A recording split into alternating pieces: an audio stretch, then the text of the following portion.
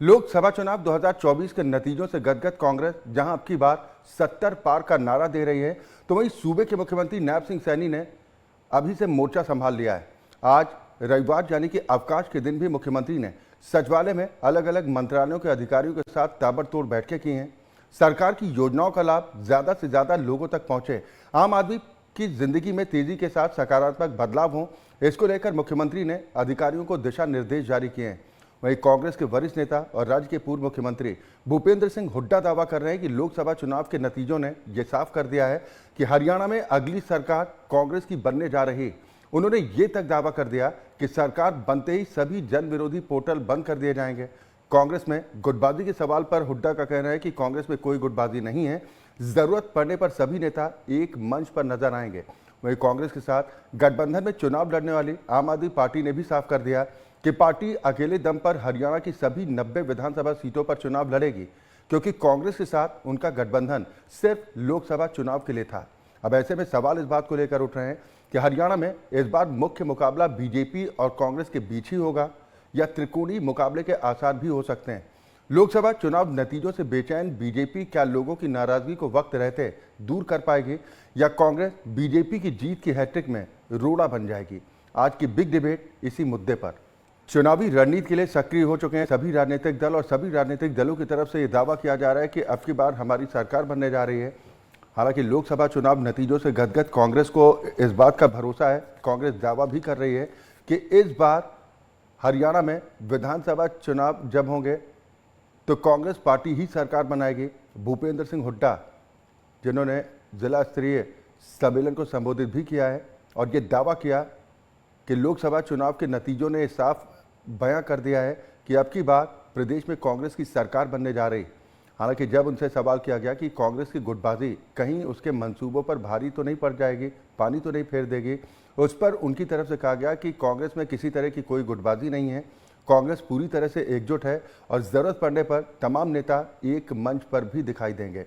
उधर बीजेपी खेमे में लोकसभा चुनाव नतीजे सामने आने के बाद थोड़ी बेचैनी ज़रूर देखने को मिल रही है। मुख्यमंत्री नायब सिंह सैनी अब ताबड़तोड़ एक्शन में आ चुके हैं। दरअसल मनोहर लाल को हटाने के बाद राज्य की कमान नायब सिंह सैनी को सौंपी गई है।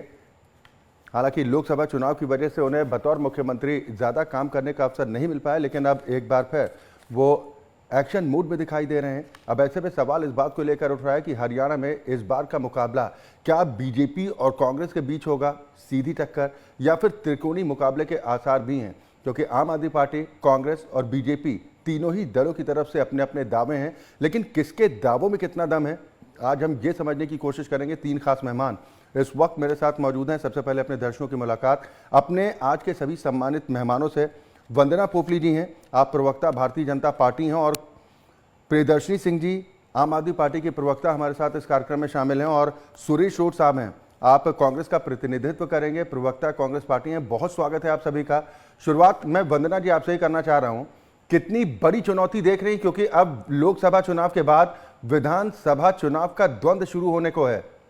मान नहीं है कि चुनौती इस बार कड़ी है? अक्षय, आपको मेरी आवाज आ रही है? जी जी।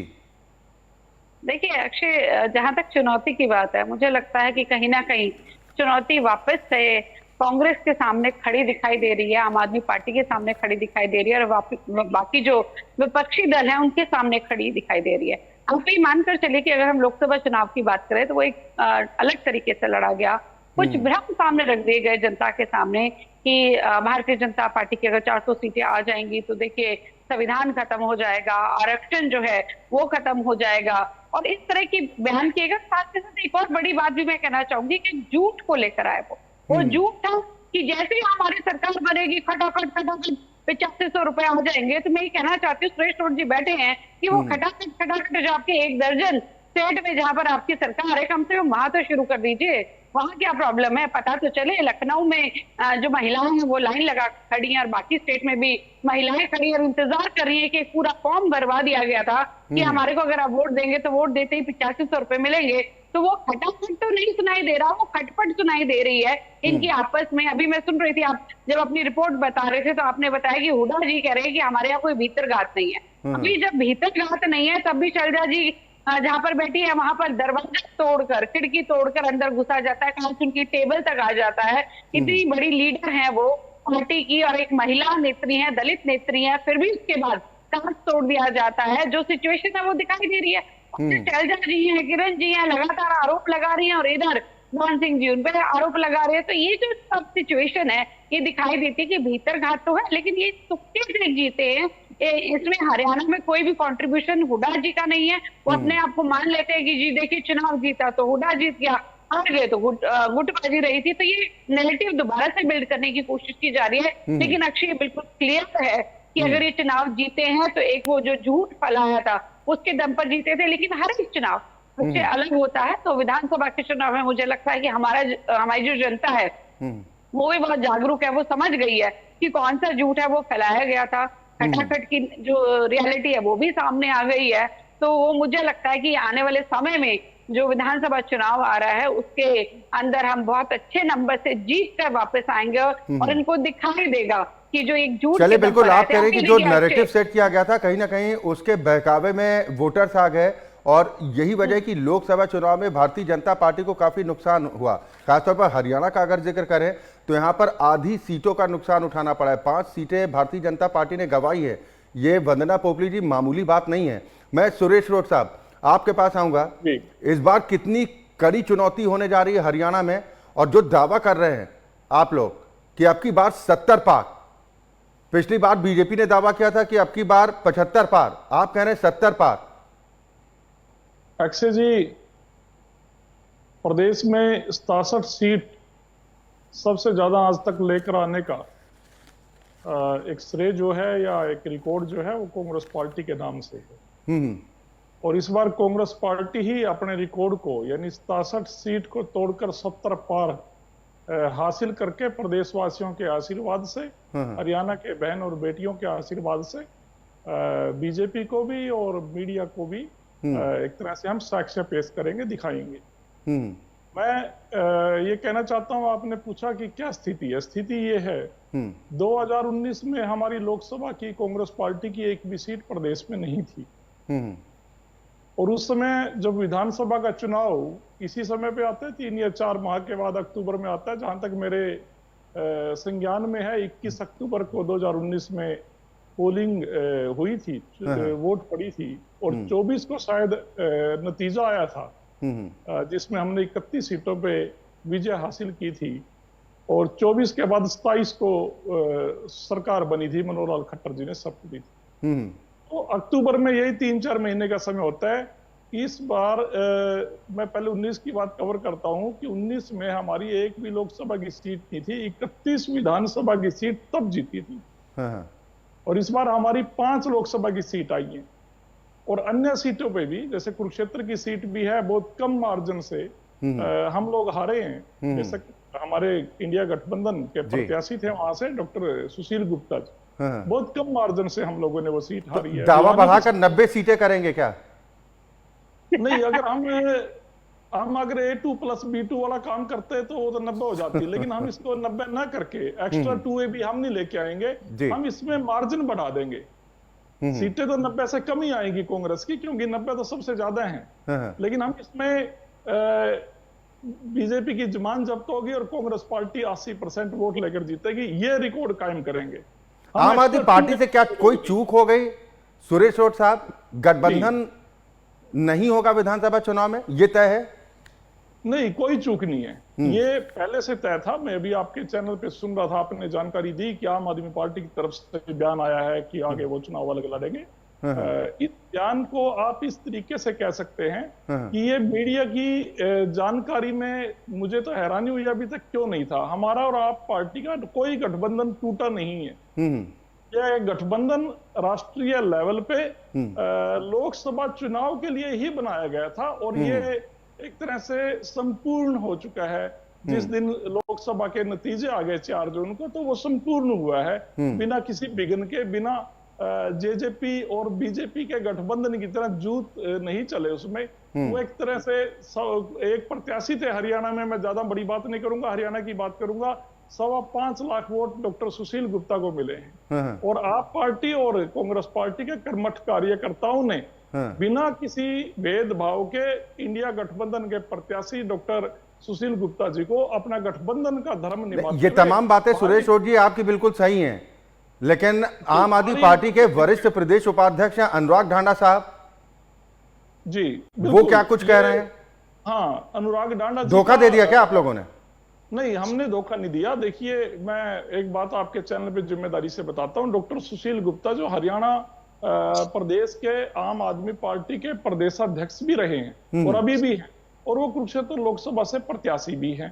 तो जो प्रत्याशी मैदान में 3 महीने पसीने निकालकर मेहनत कर रहा है, उनको पता है कि किसने मदद की, किसने नहीं की। गुप्ता जी ने कोई शिकायत कांग्रेस पार्टी के कार्यकर्ता या नेताओं से नहीं रही।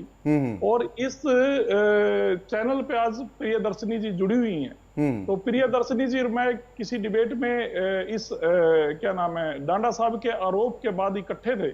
प्रियदर्शनी जी से भी यह सवाल पूछा गया जो सवाल आपने सुरेश रोड से पूछा कि आम आदमी पार्टी के एक उपाध्यक्ष का बयान ऐसे आया, तो प्रियदर्शनी जी को मैं इस बात के लिए बधाई देता हूं। उन्होंने बेखूबी अपना प्रवक्ता का धर्म निभाते हुए बोला था कि मैं पार्टी की आधिकारिक प्रवक्ता बोल रही हूँ, कि ये व्यक्तिगत बयान हो सकता है। सुशील गुप्ता जी ने भी कहा और पार्टी की आधिकारिक प्रवक्ता ने भी कहा, और कांग्रेस का नहीं, यही तो बड़ी खूबसूरती होती है ना सुरेश ओट साहब राजनीतिक दलों में, कि व्यक्तिगत बयान कब बता दिया जाता है ये किसी छिपा तो नहीं है।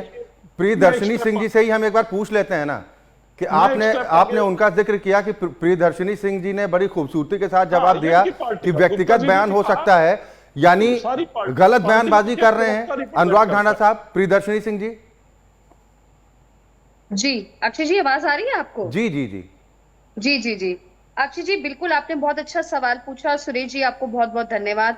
आपको याद रही वो डिबेट, बड़े दिल से धन्यवाद कर रही हूँ मैं आपको। मैं पहले आपका जवाब देने से पहले मेरी बड़ी बहन वंदना पोपली जी, मैं बड़ा आदर करती हूँ उनका, लेकिन अभी उन्होंने बोला कि एक भ्रम फैलाने की कोशिश की गई, एक नैरेटिव फैलाने की कोशिश की गई। तो कोई नैरेटिव नहीं फैलाने की कोशिश की मेरी बहन। मैं आपको बता दूं कि ऐसा कोई नैरेटिव नहीं था। वाकई इनकी मंशा थी कि लोकतंत्र को पूर्ण रूप से खत्म कर दिया जाए, लेकिन जनता ने इनको आईना दिखा दिया, इनको इनकी हैसियत दिखा दी, और पता लग गया इनको कि ये धरातल पे जो लंबे लंबे वादे कर रहे थे टीवी चैनलों पे, मैं आपके चैनल की नहीं बात कर रही हूँ, या कुछ चैनल जो अच्छे चैनल है मैं उनकी बात नहीं कर रही, लेकिन अधिकतर 70 to 80% ऐसा लग रहा था टीवी एंकर्स की, ऐसा लग रहा था कि वो भारतीय जनता पार्टी के प्रवक्ता ही हैं। मतलब हमें भारतीय जनता पार्टी के प्रवक्ता से बात करने की जरूरत नहीं पड़ रही थी, क्योंकि वो खुद ही अपने आप बड़ी स्वेच्छा से और बड़े ही आदर और सम्मान से ये काम कर रहे थे। अक्षय जी, अपनी बात को अच्छे से समझाने के लिए अभी आज दोपहर में ही जब गाड़ी में थी तो कुछ पंक्तियां लिखी थी, मैं आपको सुना दूं इस लोकसभा चुनाव की। जी जी। लोकतंत्र का हुआ तमाशा, नेताओं का सीजन आया, जनता के दर लौटा ये नेता बन गया बंदर, बदारी बन गई जनता। देख लोकतंत्र का तमाशा, देख लोकतंत्र का तमाशा। आप ये देखिए कि लोकतंत्र का ये जो तमाशा, ठीक है वंदना जी सुन लीजिए, उन्होंने आज ही कविता लिखी, सुन तो लीजिए फिर जवाब दे दीजिएगा। कर रखा था जी। और जनता ने इनको समझा दिया कि आप लोकतंत्र का तमाशा नहीं कर सकते हैं। आपको ये समझना पड़ेगा कि जनता जो है वो जनार्दन है, और आप खुद विष्णु का अवतार देश के प्रधानमंत्री को नहीं बोल सकते हैं। आप खुद को अमृत काल के लाने वाले नहीं बोल सकते हैं। जनता को भ्रमित नहीं कर सकते। इसका सबसे बड़ा उदाहरण यह है कि जनता ने पूर्ण रूप से खारिज कर दिया। लल्लू सिंह एक ऐसा नाम बन गए हैं, एक ऐतिहासिक नाम बन गए, क्योंकि अयोध्या की जनता ने उनको नकार दिया। ये ऐसी बातें करते थे, ऐसी ये प्रवक्ता भारतीय जनता पार्टी के बातें करते थे। इतना घमंड, इतना अहंकार जैसे इनके प्रधानमंत्री में दिखता था, वही घमंड और वही अहंकार इनके प्रवक्ताओं में दिखता था।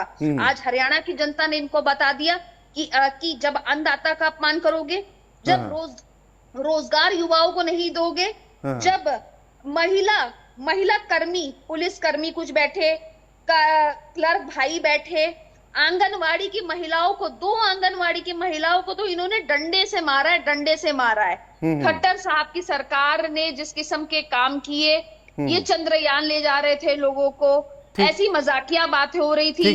इसी सरकार के अंदर नूह जैसा दंगा हुआ जिसको सालों साल तक कोई नहीं भूल पाएगा। तो आप ये सोचिए, और अगर आज भी भारतीय जनता पार्टी के किसी भी प्रवक्ता से अगर आप 5 काम जो धरातल में पूरे हुए हो, ठीक है, मतलब मैं जानती हूँ वंदना बहन पूरा का पूरा डेटा लेके आती है और डेटा में एक्सपर्टाइज है, लेकिन उसके बाद भी मैं बताती हूँ कि धरातल पे 5 काम इन्होंने कोई नहीं किए भारतीय जनता पार्टी ने। ये सब फर्जी वाले काम है, सब पेपर पे लिखे हुए काम है। जनता के बीच में इनकी इमेज खत्म हो गई है और ये लोकसभा चले ठीक जनता के बीच में भारतीय जनता पार्टी की इमेज खत्म हो चुकी है और मीडिया को भी आपने सवालों में कर दिया कि भाई मीडिया तो इस तरह से काम करता दिखाई दिया जैसे भारतीय जनता पार्टी के प्रवक्ता। लेकिन मैडम मैं बिल्कुल चर्चा लगातार जारी रहेगी।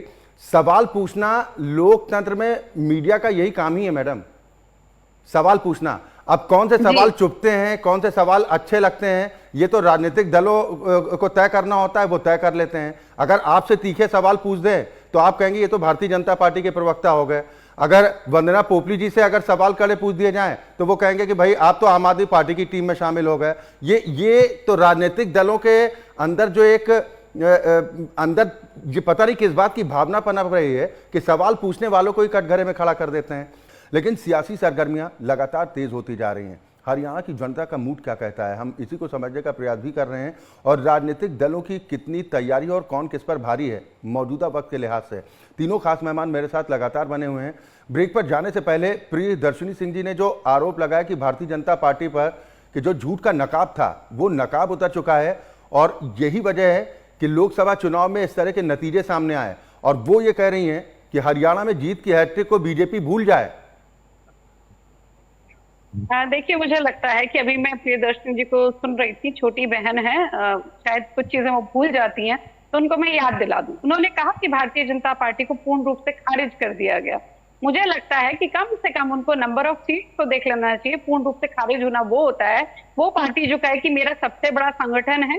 उनका जो राष्ट्रीय अध्यक्ष है, जो कि दिल्ली के मुख्यमंत्री भी है केजरीवाल जी, वो कहे मैं हरियाणा का बेटा हूँ। वो बताला कि पराली की जो धुआं है वो हरियाणा से लगता है, एसवाइल का पानी देना हो हरियाणा से, तो वो पीछे कहीं दिखाई देते हैं और उसके बावजूद भी वो एक सीट पर लड़ते हैं और उस एक सीट पर भी हार जाते हैं। तो पूर्ण रूप से खारिज होना किसको कहते हैं वो ये आपको समझना चाहिए। इन्होंने कहा कि नूह हिंसा की इन्होंने बात करी। मुझे लगता है नूह हिंसा जब हुई दुर्भाग्यपूर्ण है, लेकिन उसको जिस ढंग से हैंडल किया गया वो हमारी पार्टी में ही हो सकता था। और उसके अलावा ये शादी मिर्चपुर कांड भूल गई, हो सकता है कि आज इनको गठबंधन दिखाई दे रहा हो। ये कह रहे कि हमारे जो उपाध्यक्ष हैं वो जो कह रहे हैं वो तो गलत है, लेकिन जो प्रवक्ता कह रही है वो ठीक है। तो मुझे लगता है पार्टी में कम से कम पहले खुद चीजें ठीक कर ले कि कौन ठीक है कौन गलत है। जब उपाध्यक्ष ये कहता है कि कांग्रेस पार्टी ने आम आदमी पार्टी की भ्रूण हत्या कर दी। भ्रूण हत्या का मतलब शुरुआत में उसको मार दिया, खत्म कर दिया। यानी कि आपके उपाध्यक्ष कह रहे हैं कि कांग्रेस ने हमारी पार्टी को खत्म कर दिया, कर रही है। तो अच्छी बात है, आपको अच्छा लगता होगा। जहां तक संविधान को लेकर प्रियदर्शनी ने बहुत सारी बातें कही, तो प्रियदर्शनी ज्यादा दूर नहीं है, हो सकता है 2 दिन 4 दिन या थोड़े दिनों बाद आप भी कहती नजर आएंगी कि कहीं ना कहीं जो भ्रम फैलाने का काम किया था कांग्रेस ने वो भारतीय जनता पार्टी सही कहती है।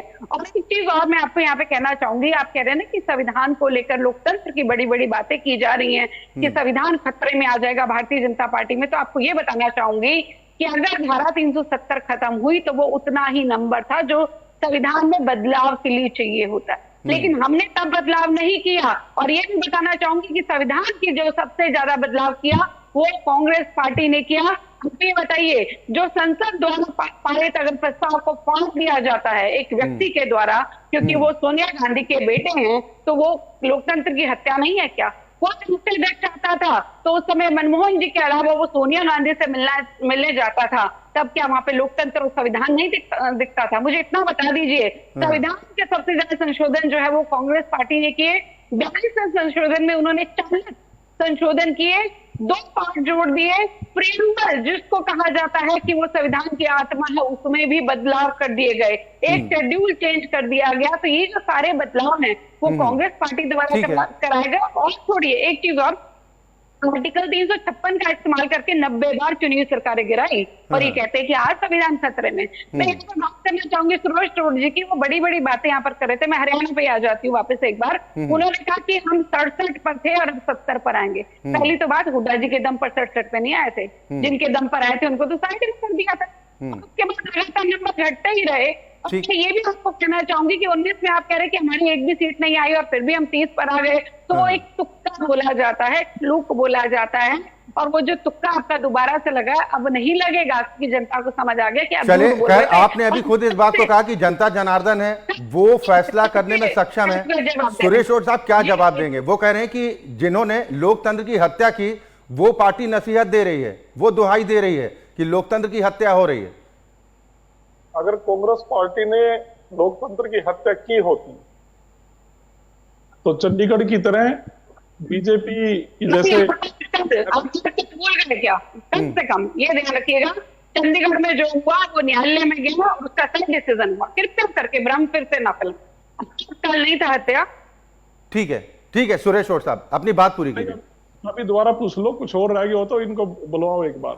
नहीं, आप अपनी बात पूरी कीजिए। इतना बोलेंगे, इतना ही खबर खुद रही है बीजेपी। नहीं, ठीक है वंदना पोपली जी, सुन लीजिए, उन्हें भी सुन लीजिए।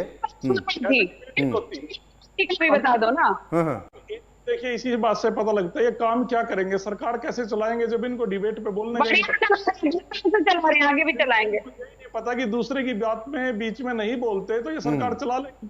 भाई हमने तो यही सुना है कि एक अच्छा प्रवक्ता वही होता है जो एक अच्छे वक्ता के साथ साथ एक अच्छा श्रोता हो। सुने भी, दूसरों की सुनना भी अच्छा होता है कई बार। वंदना जी, मैं आऊंगा आपके पास। सुरेश जी, अपनी बात पूरी कीजिए। जी बिल्कुल, मैं ये कहना चाहता हूं कि इन्होंने अभी कहा कि कांग्रेस ने ये कैसे इतनी सीट ले जाएंगे, ये बातें की। मैं आपको तथ्य के आधार पर एक बात बताता हूं कि हमारा वोट बैंक बड़ा है कांग्रेस पार्टी और इनका घटा है। तो कितना फर्क है? लगभग 18-18.5% हमारा बड़ा है और इनका 12% के लगभग घटा है, 11%। तो कितना अंतर है आप देखिए वोट बैंक से। और पूरे हरियाणा में 2-3 सीट हम बहुत कम मार्जिन से हारे हैं, 5 तो जीत गए, लेकिन हर सीट के ऊपर टक्कर दी है। और जो ये कह रहे हैं ना कि भ्रम फैलाती है कांग्रेस, भ्रम हम नहीं फैलाते। 400 पार का नारा अगर इन्होंने लगा के भ्रम नहीं फैलाया होता तो लोग तो ठगे महसूस कर रहे हैं। हरियाणा में जनता ये कह रही है कि अगर ये 400 पार का नारा नहीं होता, एक जोटा थोड़ा सा और मारते, 15-20 सीटों का फर्क था, राजी पलट गया। लेकिन लोगों को ये लग रहा था कि सरकार, जैसे ये प्रचार करते हैं कि सरकार तो मोदी बनाएगा, इससे आता है कि लोगों में आस्था कम हुई है। लोगों में आस्था कम हुई है, भ्रम फैलाकर झूठ बोलकर सरकार बनाई है। और मैं और कहना चाहता था, जैसे आपने के साथ आप बात कर रहे थे मीडिया के बारे कि जिसको मीडिया कुछ सवाल पूछ लेता है, चाहे वो कोई भी हो, उनको बुरा लगता है। मैं मीडिया की एक कमजोरी एक्सेस आपके चैनल पे इससे अलग तरीके की बताना चाहता हूँ। जी। मैं ये कहना चाहता हूँ कि मीडिया के ऊपर विश्वास अगर कोई करे भी तो कैसे करे मोदी के राज में, खट्टर के राज में। क्योंकि मीडिया है कि पूरे हरियाणा का बच्चा जानता है, 6 साल से आयु से बड़ा जो बच्चा है जिसने होश संभाल लिया, वो जानता है कि एनसीपी का हरियाणा में कांग्रेस पार्टी के साथ कोई समझौता नहीं था इंडिया गठबंधन के तहत। और ये संपूर्ण मीडिया पूरे हरियाणा का एनसीपी के एक नेता वीरेंद्र वर्मा को, वीरेंद्र मराठा को करनाल लोकसभा से 1.5-2 महीने तक लगातार इंडिया गठबंधन का संभावित उम्मीदवार दिखाता रहा। नहीं, ये तो कमी आपको नहीं लगती कि INDIA गठबंधन में भी ये चूक हो गई? क्योंकि कभी हाँ कभी ना की स्थिति थी। कभी ममता दीदी कहती थी कि भाई हम तो गठबंधन के साथ हैं, कभी कहते हैं कि नहीं इस गठबंधन से हमारा कोई लेना देना नहीं है। ये भ्रम की स्थिति तो आपके गठबंधन में ही थी ना सर? देखिए, आप दूसरी जगह बिल्कुल फेर रहे। अगर ऐसी कोई कंफ्यूजन की स्थिति होती पार्टी की तरफ से या गठबंधन की तरफ से, तो आप पंजाब में हमें, मेरे सिर प्रियदर्शनी से आप रोज पूछते थे कि अरे सुरेश और साहब, एक प्रेस कॉन्फ्रेंस कर देनी थी और ये तय कर देना था कि टीएमसी के साथ हमारा कोई गठबंधन नहीं है। दूध का दूध, पानी का पानी हो जाता। नहीं, व्यक्तिगत तौर पर बना लीजिए, कहाँ से जा रही है बहस? मैं वंदना जी आ रहा हूँ, वंदना जी मैं आ रहा हूँ। क्या है ये तो चीजों को पलटना चाहते हैं, कोई नई बात सुनना है मीडिया। ठीक है, हम हरियाणा पर वापस लौटते हैं। हरियाणा पर सुरेश और साहब, तो तैयारी क्या है? क्या आम आदमी पार्टी के साथ जो गठबंधन का एक्सपीरियंस है वो ठीक नहीं रहा, इसलिए गठबंधन नहीं होगा विधानसभा चुनाव में? या आपको लगता है कि कांग्रेस पार्टी खुद इतनी सक्षम है, उसको जरूरत नहीं है आम आदमी पार्टी की? मैं कवर कर रहा हूं सारी बात को। जो मैंने बात की थी जिसपे वंदना जी ने ऑब्जेक्शन करना शुरू कर दिया कि मैं दूसरे विषय पे जा रहा हूं, उसमें एक लाइन रह गई। मैं ये कहता हूं कि ये नरेंद्र मोदी का मीडिया था जिसने एनसीपी और आईएनएलडी के अभय सिंह चौटाला को नाड़ की सीट प्रभावित करने के लिए एक तरह से वहां पर दुष्प्रचार शुरू कराया बिना तथ्य के आधार पर। जब मीडिया को इतनी समझ में नहीं आती, मैं ये कहना चाह रहा था कि एग्जिट पोल वो मीडिया कैसे राहुल गांधी सर सवाल फिर वही, आप अपने ही उसमें फंसेंगे ना सुरेश रोड साहब। ये तो फिर आपसे चूक हो गई। आपको उस समय एक प्रेस कॉन्फ्रेंस करनी चाहिए थी। हम कांग्रेस पार्टी का प्रवक्ता होने के नाते भाई, भले ही हाईकमान से परमिशन लेकर कि भाई हमारा कोई गठबंधन इस तरह का नहीं है। आप इनको चुप कीजिएगा, मैं आपसे बात कर रहा हूँ। ठीक ठीक, नहीं, चर्चा के समापन का वक्त भी अब धीरे धीरे नजदीक आ रहा है। अगर संक्षेप में अपनी बातें सारी हो जाएं, है ना? अब लोकसभा चुनाव तो छोड़िए, नतीजे सामने आ चुके, सरकार बननी थी, बन गई। अब हरियाणा की बात कीजिए। मैं सुरेश रोड साहब आपसे जानना चाह रहा हूं, क्या आम आदमी पार्टी के साथ एक्सपीरियंस ठीक नहीं रहा? नहीं, वो तो मैंने बात कवर कर दी। आप दोबारा से वही क्वेश्चन पूछ रहे हो। मैं ये कह रहा हूं कि हमारा गठबंधन संपूर्ण हो चुका है। ये बात मैं पहले भी बोल चुका हूं, दोबारा भी बोल देता हूं। आपके हमारे गठबंधन में कोई ना दरार थी, धर्म पाया सबने और बहुत अच्छे लिए 5.25 लाख वोट गुप्ता जी को मैं। नहीं तो ढांडा साहब लड़ाई लगवाना चाहते हैं क्या दोनों पार्टियों के बीच में? जी, अनुराग ढांडा साहब लड़ाई लगवाना चाहते हैं क्या दोनों दलों के बीच में? मेरे को लगता है एक तो ये पता नहीं हंसने की बात है कोई। अब ये कह रही थी शैलजा जी के वहां मेज तोड़ दी, कुर्सी तोड़ दी, ऐसी ऐसी बातें कर रही थी। और जब इम्पोर्टेंट नहीं प्रियदर्शनी जी, कोई एक नेता तो गलत होगा ना, कोई एक नेता तो गलत होगा अगर बयान आ रहा है। आपने कहा कि निजी बयान हो सकता है, तो उनकी निजी तकलीफ भी तो हो सकती है कि उनको इस बात की तकलीफ रही हो कि जो सहयोग मिलना चाहिए था वो सहयोग नहीं मिला, जबकि 10 में से 9 सीटें कांग्रेस के हिस्से में और 1 आम आदमी पार्टी के पास थी। आप इनको चुप करोगे, मैं तभी तो बताऊंगा कुछ। ठीक, मैं प्रियदर्शनी जी से ये सवाल कर रहा हूं। आऊंगा सुरेश जी।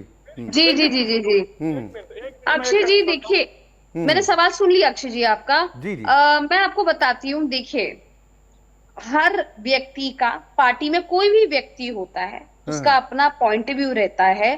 और इसमें कोई दो डाउट नहीं है कि अनुराग डांडा जी हमारे पार्टी के वरिष्ठतम नेताओं में एक हैं और उनकी बात का बड़ा महत्व है। महत्व नहीं होता तो आज हम उसके बारे में चर्चा ही क्यों कर रहे होते। खैर, लेकिन हर पार्टी का, चाहे कांग्रेस पार्टी हो या भारतीय जनता पार्टी हो, ठीक है, सबका अपना एक प्रोटोकॉल होता है और उस प्रोटोकॉल के साथ चला जाता है। पार्टी के अध्यक्ष क्या बोल रहे हैं, पार्टी के ऑफिशियल प्रवक्ता क्या बोल रहे हैं, पार्टी के ऑफिशियल ट्विटर हैंडल से क्या स्टेटमेंट आ रही है, मायने वो रखता है। और ये मैं अपनी पार्टी में नहीं बोल रही हूँ, मैं जिम्मेदारी के साथ ये बाकी दोनों पार्टियों में भी आई एम श्योर ये यही रूल्स एंड रेगुलेशन। मैं इसी में एक सवाल जोड़ रहा हूँ प्रियदर्शनी जी, फिर उस पर आप जवाब दीजिएगा कि ये प्रोटोकॉल तो दूसरे दलों में भी आप कह रही है ना कि दूसरे दलों पर भी लागू होता है।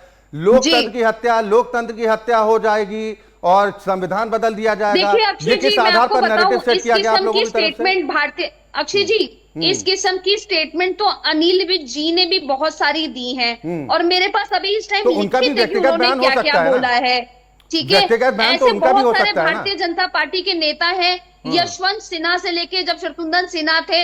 एक तो मुझे लगता है कि सुब्रमण्यम स्वामी जी को तो इन्होंने टाइप कास्ट कर रखा है। इस सुब्रमण्यम स्वामी को तो किसी और पार्टी में जाने भी नहीं चाहते, कि चाहते ही नहीं किसी और पार्टी में चले जाए। प्रोटोकॉल आपको सुब्रमण्यम स्वामी की इतनी चिंता क्यों हो रही है? मैं तो सवाल पूछ रहा हूं, अब तो चर्चा के समापन का भी वक्त हो रहा है। मैं आपसे जानना चाह रहा हूं, आपकी पार्टी के लिए प्रोटोकॉल दूसरा और दूसरे दलों के लिए दूसरा, ये कैसे मुमकिन है? मैं वही बात बोल रही हूँ। मैं ये भारतीय जनता पार्टी को आईना दिखाना चाह रही हूँ, भारतीय जनता पार्टी के प्रवक्ताओं को ये आईना दिखाना चाह रही हूँ कि थोड़ा बहुत अपने आप को भी आईने में देख लेना चाहिए कि आपकी हरियाणा में विधानसभा चुनाव में आम आदमी पार्टी की पोजीशन क्या है? क्या आपको लग रहा है कि मुकाबला बीजेपी और कांग्रेस के बीच में ही होगा या आम आदमी पार्टी भी गिनती में है? देखिए, आज कंगन को आरसी किया, पढ़े लिखे को फारसी किया। हमारे गांव में कहावत है, बाल कटेंगे तो दिखेंगे। नतीजा तो देखा ना लोकसभा चुनाव में। हाँ, तो लोकसभा चुनाव में आप इसको ये मत बोलिए ना। देखिए, मार्जिनल हार हुई है हमारी। हाँ। और उसमें भी क्या षड्यंत्र अरे भारतीय जनता गठबंधन तो पार्टी के दिल्ली लोगों में ने भी चला, था, इसको क्या दिल्ली ही में बोला 7 जाए। की 7 सीटें आप लोग हारे कि नहीं, यानी गठबंधन फला नहीं आप लोगों को। ऐसा नहीं है। देखिए, हम मुझे बाकी राज्यों के बारे में हम चर्चा क्यों करें, हम तो अरे हरियाणा की दिल्ली देखिए डिबेट पे बैठे हैं अक्षय जी। दिल्ली चाइना ठीक में है? नहीं ना मैडम, मैं तो बोल रही हूँ देश कि की देखिए राजधानी सबसे है। बड़ी बात है, देखिए सबसे बड़ी बात, हम हाँ। 4 विधानसभा जीते हैं। हाँ। 4 विधानसभाओं में हाँ सुशील गुप्ता जी ने भारी लीड हासिल की है। तो आप ये सोचिए कि एक लोकसभा में जब हमने 4 विधानसभाओं में लीड हासिल की है, तो अगर हम 10 लोकसभा में लड़ेंगे तो आप उससे कैलकुलेट कर लीजिए कि कितनी कांग्रेस हमारी दावा सीटें करे कि हम आएंगी। 44 सीटों पर लीड विधानसभा क्षेत्रों में हमने की है, भारतीय जनता पार्टी 43 सीटों पर, आम आदमी पार्टी 3 सीटों पर, 3 विधानसभा क्षेत्रों में बढ़त हासिल करती दिखाई दी है। मैं इसीलिए पूछ रहा था कि आम आदमी पार्टी मुकाबले में है भी या नहीं है। वंदना बिल्कुल पोपली जी। मुकाबले में। आप ये देखिए कि आज की डेट में बिल्कुल मुकाबले में है। मेरे से प्रश्न मुझे लगता है नहीं देखिए, मुकाबले में अगर नहीं होते आज की डेट में आम आदमी अरे पार्टी वंदना ने पोपली जी अपने कह रही कि आम घोटाला, आदमी पार्टी की इनेलो हरियाणा की में क्या राजनीति हैसियत खत्म कर है, दी। न 3 में न 13 में। प्रियदर्शनी जी नहीं ऐसे नहीं बोल सकते हम लोगों को कि 3 में 13 के। हमारा रिजल्ट बता रहा है कि हम कितनी बुलंदी तक पहुंचने वाले हैं हरियाणा में। ये मुझे बताने की जरूरत नहीं है, प्रत्यक्ष अकेले प्रमाण दम की पर जरूरत गठबंधन नहीं। नहीं होगा।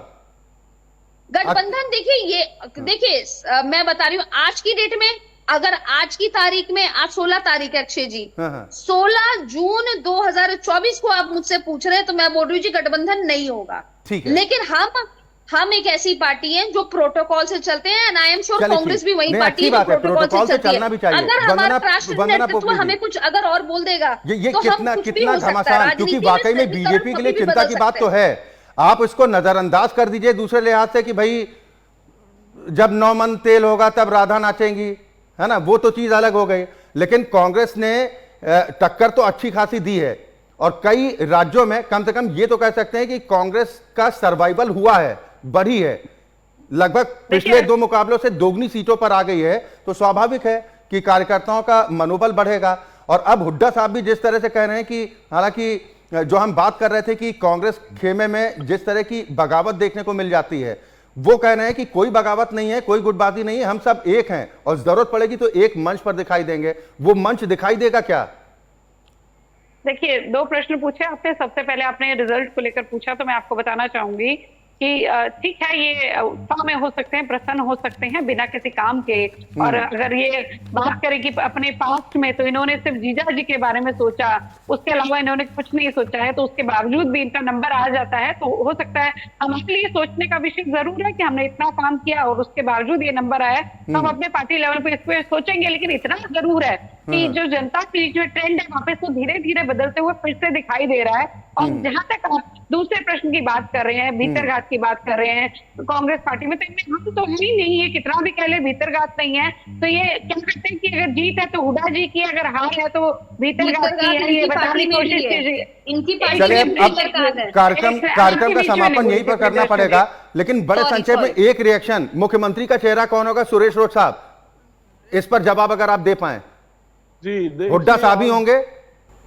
आपने कहा कि सियासत हरियाणा में शुरू हो गई है विधानसभा चुनाव में। मैं कहता हूं कि आज कांग्रेस पार्टी ने करनाल और कुरुक्षेत्र दोनों जगह जिला लेवल के कार्यकर्ता सम्मेलन, हमारे नेता प्रतिपक्ष पूर्व एवं भावी मुख्यमंत्री चौधरी भूपेंद्र सिंह जी हुड्डा और प्रदेश अध्यक्ष उदय भान जी के नेतृत्व में बाहर भीड़ रैली के उसमें बदल गए दोनों प्रोग्राम। मैं सुबह से दोनों प्रोग्रामों में था, तभी आप चैनल पे अभी प्रोग्राम से निकलते ही जुड़ा हूं। तो इतनी की नमस्ते नहीं हो पाए हमारे दोनों प्रोग्राम। चलिए ठीक है, अब ये चुनावी बेला नजदीक आ रही है, नमस्ते का आदान प्रदान तो चलता रहेगा, लेकिन कम से कम हरियाणा के लोगों के अगर हित की बात हो, उनसे जुड़े एजेंडे पर बात हो, राजनीतिक दल उनकी बात करें, तो राजनीतिक दलों को इसका शायद ज्यादा फायदा होगा। माफी चाहूंगा, समय का अभाव है। बहुत शुक्रिया आप तीनों मेहमानों का, वंदना पोपली जी आपका भी, सुरेश रोड साहब आपका भी, और प्रियदर्शनी सिंह जी आपका भी बहुत शुक्रिया हमारे साथ इस चर्चा में शामिल होने के लिए। और इसी के साथ बिग डिबेट में अभी के लिए बस इतना ही। खबरें लगातार जारी।